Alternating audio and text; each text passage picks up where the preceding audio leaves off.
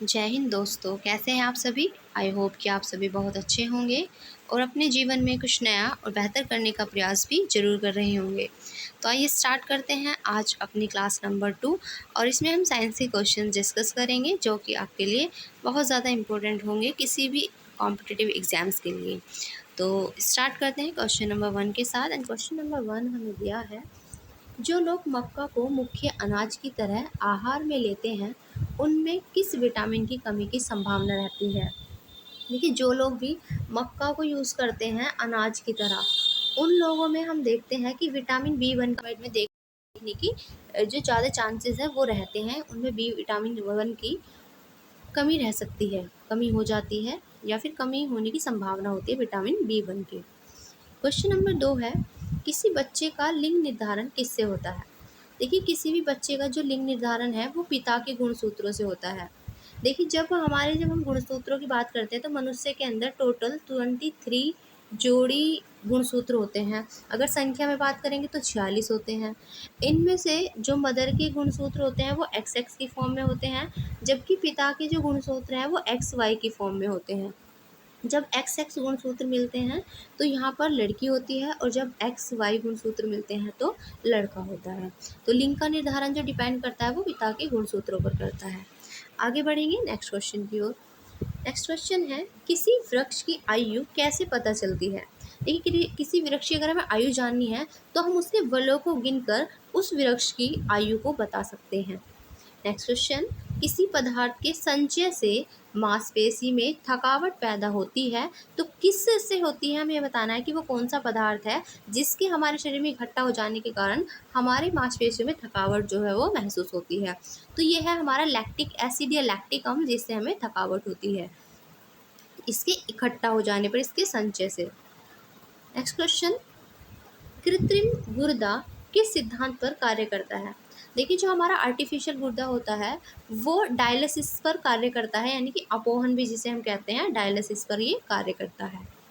Next question है, एक व्यक्ति की आंखों का रंग काला, नीला, भूरा उस वर्ण या पिगमेंट पर आश्रित है, ये किस में पाया जाता है, हमें बताना है। तो ये हमारी आइरिस या फिर परितारिका भी हम इसको कहते हैं, इसमें ये पाया जाता है। नेक्स्ट क्वेश्चन है, धूल जो हमारी आँखें होती हैं, तो जब हमारी आँखों में धूल चली जाती है तो हमें पूछा है कि उस टाइम पर हमारा आँख का कौन सा भाग है जो सूज जाता है और साथ ही साथ वो गुलाबी हो जाता है। तो धूल जाने पर आँख का कौन सा पार्ट है जो सूज भी जाता है और गुलाबी हो जाता है। तो ये होती है हमारी कंजक्टिविटा। तो जो हमारी कंजक्टिवा होती है, ये वाला जो है पार्ट हमारा सूज जाता है आँख का। नेक्स्ट है, निषेचन सामान्यतः कहाँ होता है। तो निषेचन की अगर बात की जाए तो ये सामान्यतः जो फैलोपियन ट्यूब होती है उसमें निषेचन होता है। नेक्स्ट क्वेश्चन, मलेरिया के उपचार की दवा किस स्रोत से प्राप्त की जाती है। देखिए, मलेरिया की दवा सिनकोना नामक एक वृक्ष है जिससे तैयार की जाती है और इसकी दवाई का नाम है कुनेन। तो सिनकोना वृक्ष से कुनेन नाम की दवाई जो है वो बनाई जाती है जो कि मलेरिया के लिए लाभकारी होती है। नेक्स्ट क्वेश्चन है, अफीम किससे प्राप्त होता है। तो अफीम हमें पौधे से प्राप्त होता है और उसके जो सूखे लेटेक्स होते हैं उससे हमें अफीम मिलता है। और अफीम की जो सबसे बड़ी फैक्ट्री आप देखेंगे उत्तर प्रदेश के गाज़ीपुर में आपको देखने के लिए मिलेगी, अफीम की सबसे बड़ी फैक्ट्री। नेक्स्ट क्वेश्चन दिया है हमें, फूलों का अध्ययन क्या कहलाता है। देखिए, स्टडी ऑफ फ्लावर्स कहलाता है एंथोलॉजी। ऐसे क्वेश्चन आपसे डायरेक्ट पूछ के जाते हैं किसी भी एग्जाम के अंदर। नेक्स्ट क्वेश्चन है, मसालों की रानी किसे कहा जाता है। तो मसालों की रानी कहा जाता है इलायची को, ये मसालों की रानी कहलाती है। नेक्स्ट क्वेश्चन है, पेडोलॉजी में किसका अध्ययन किया जाता है। देखिए, पेडोलॉजी के अंदर हम मिट्टी का अध्ययन करते हैं और विश्व मृदा या मिट्टी दिवस जो मनाया जाता है वो हर 5 दिसंबर को मनाया जाता है, ये भी याद रखिएगा। नेक्स्ट क्वेश्चन है, दूध से दही के रूप में जमने का कारण क्या है। तो दूध से दही का जमना, इसका जो सबसे बड़ा कारण है वो है लैक्टोबैसिलस, इसके कारण से ही दूध दही के रूप में जम जाता है। नेक्स्ट क्वेश्चन है, भोपाल में 1984 में जो गैस लीक हुई थी जिसे हम गैस त्रासदी, भोपाल गैस त्रासदी के नाम से भी जानते हैं, तो ये पूछा है वो कौन सी गैस थी। तो ये थी मिथाइल आइसोसाइनाइड, जिसमें गैस का स्त्राव हुआ था वो गैस थी हमारी मिथाइल आइसोसाइनाइड। नेक्स्ट क्वेश्चन है, जंतुओं में होने वाली फुट एंड माउथ रोग किसके कारण से उत्पन्न होता है? तो देखिए फुट एंड माउथ रोग जो है ये सबसे पहले हम बताना चाहिए किस में होता है, ऐसे ही पूछ लेता है, तो जंतुओं में होता है और ये विषाणु यानी कि वायरस के कारण से फुट एंड माउथ जो बीमारी है वो होती है। नेक्स्ट क्वेश्चन है, किस वैज्ञानिक को आनुवांशिकी का पिता कहा जाता है? तो आनुवांशिकी का पिता या फादर ऑफ हेरिडिटरी जो कहा जाता है वो ग्रेगर मेंडल को कहा जाता है। इन्होंने सबसे पहले मटर के पौधे पर अपने एक्सपेरिमेंट किए थे, फिर इन्होंने आनुवांशिकी का सिद्धांत दिया, इसलिए इनको आनुवांशिकी का पिता कहा जाता है, ग्रेगर जॉन मेंडल को। नेक्स्ट क्वेश्चन है, किन रुधिर कोशिकाओं की मदद से रोगों के प्रति प्रतिरोध पैदा होता है?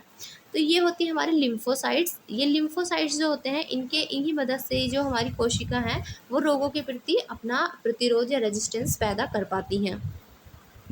नेक्स्ट क्वेश्चन है, मनुष्य में लाल रुधिर कोशिकाओं के जीवन की अवधि कितनी होती है?